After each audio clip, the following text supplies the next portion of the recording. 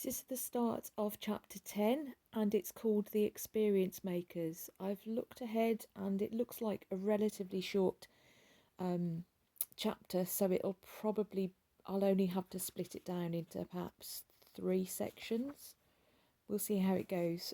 Once again, I have flicked ahead and had a look. Once again, if why choose a 2 syllable, 1 or 2 syllable word when a 7 syllable word will do? So again, bit of a tongue twister, but we'll see how we get on.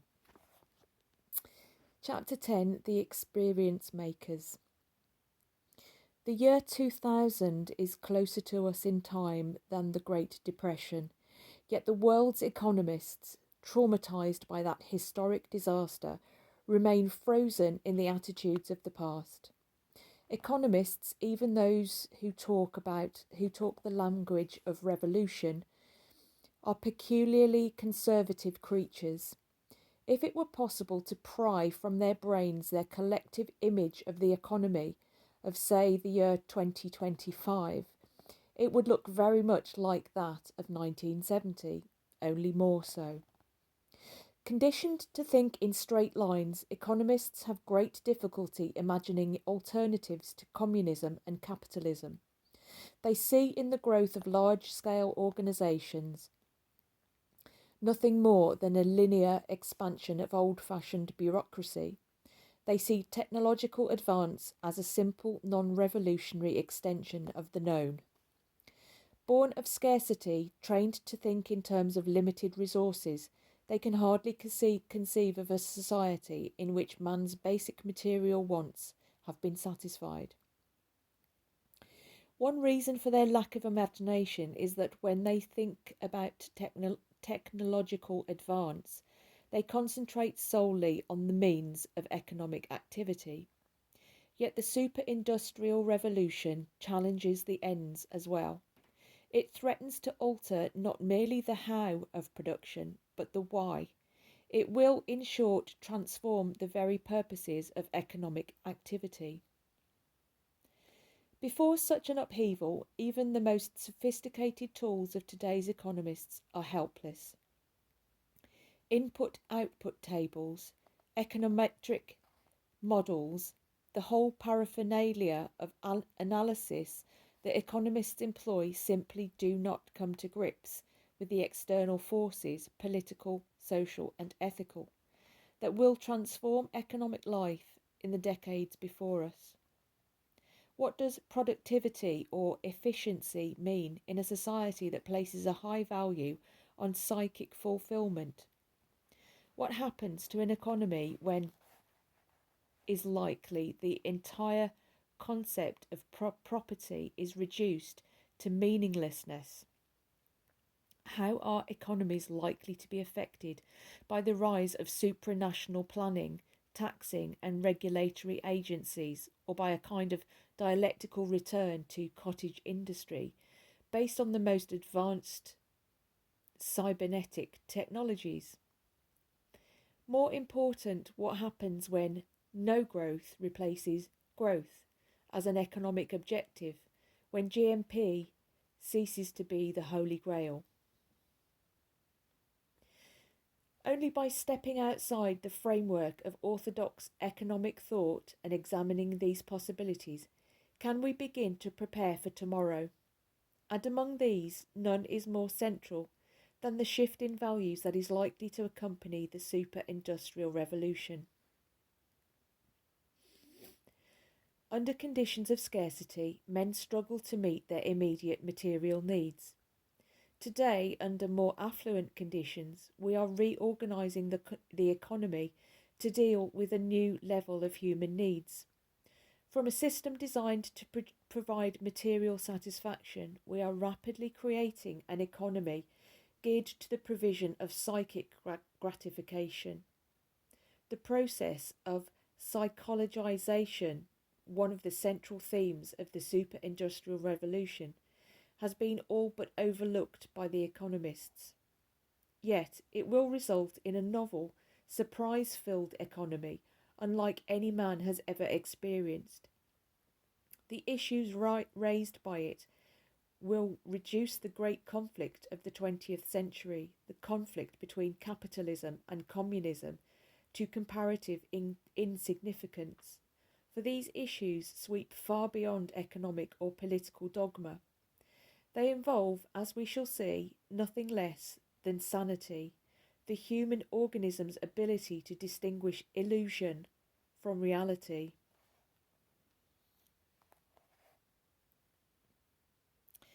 The psychic cake mix.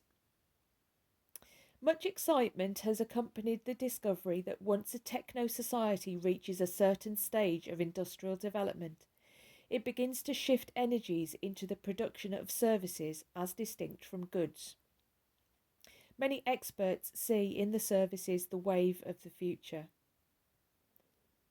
They suggest that manufacturing will soon be outstripped by service activity in all the industrial nations, a prophecy already on its way towards fulfillment.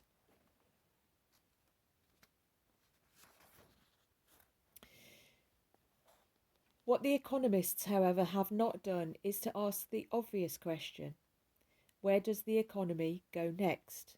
After the services, what?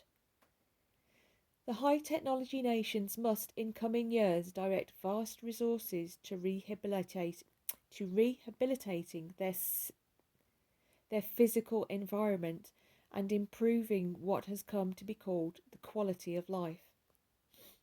The fight against pollution, aesthetic blight, crowding, noise, and dirt will clearly absorb tremendous energies.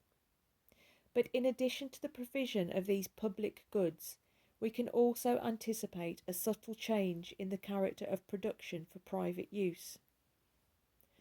The very excitement aroused by the mushrooming growth of the service sector has diverted professional attention from another shift that will deeply affect both goods and services in the future.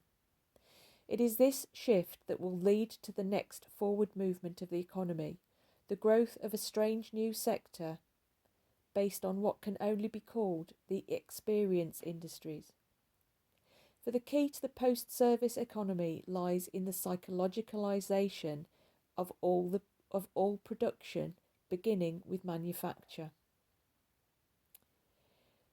One of the curious facts about production in all the techno societies today, and especially the United States, is that goods are increasingly designed to yield psychological extras for the consumer. The manufacturer adds a psychic load to his basic product, and the consumer gladly pays for this intangible benefit.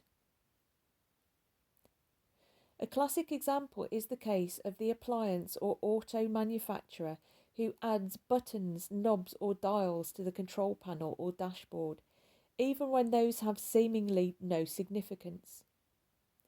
The manufacturer has learned that increasing the number of gadgets up to a point gives the operator of the machine the sense of controlling a more complex device, and hence a feeling of increased mastery. This psychological payoff is designed into the product. Conversely, pains are taken not to deprive the consumer of an existing psychological benefit. Thus, a large American food company proudly launched a labour-saving, add water-only cake mix. The company was amazed when people rejected the product in favour of mixes that require extra labour. The addition of an egg along with the water. By inserting powdered egg in the factory, the company had oversimplified the task of the user, depriving them of the sense of creativity participating in the cake baking process. The powdered egg was hastily eliminated, and people went happily back to cracking their own eggs. Once again, a product was modified to provide a psychic benefit. Examples like these can be multiplied endlessly in almost any major industry, from soap and cigarettes to dishwashers and diet colas.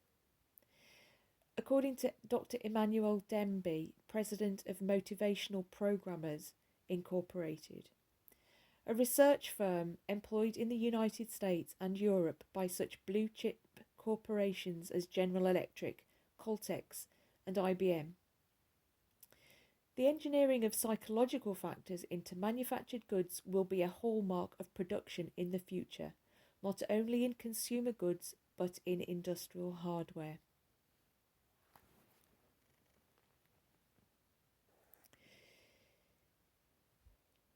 Even the big cranes and derricks built today embody this principle.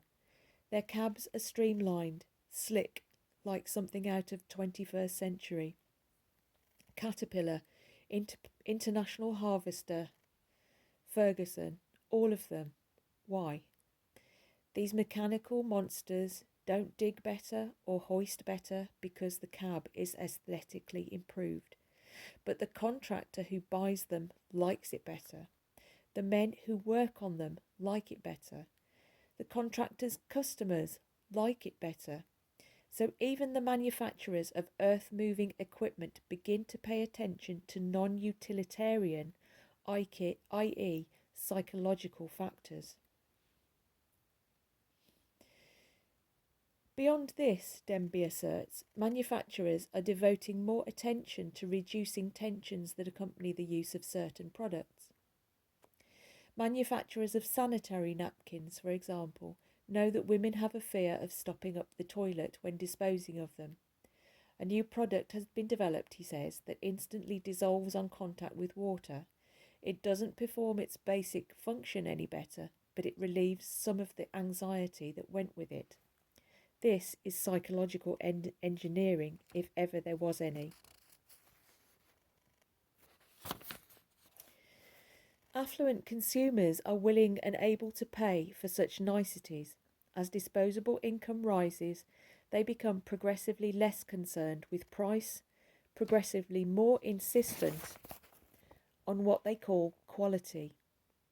For many products, quality can still be measured in the traditional terms of workmanship, durability, and materials. But for a fast-growing class of products, such differences are virtually undetectable. Blindfolded, the consumer cannot distinguish between brand A and brand B. Nevertheless, they often argue fiercely that one is superior to another. This paradox vanishes once the psychic component of production is taken into account. For even when they are otherwise identical, there are likely to be marked psychological differences between one product and another. Advertisers strive to stamp each product with its own distinct image. These images are functional, they fill a need on the part of the consumer. The need is psychological, however, rather than utilitarian in the ordinary sense. Thus we find that the term quality increasingly refers to the ambience, the status associations, in effect, the psychological connotations of the product. As more and more of the basic material needs of the consumer are met, it is strongly predictable that even more economic energy will be directed at meeting the consumer's subtle, varied, and quite personal needs for beauty, prestige, individuation, and sensory delight.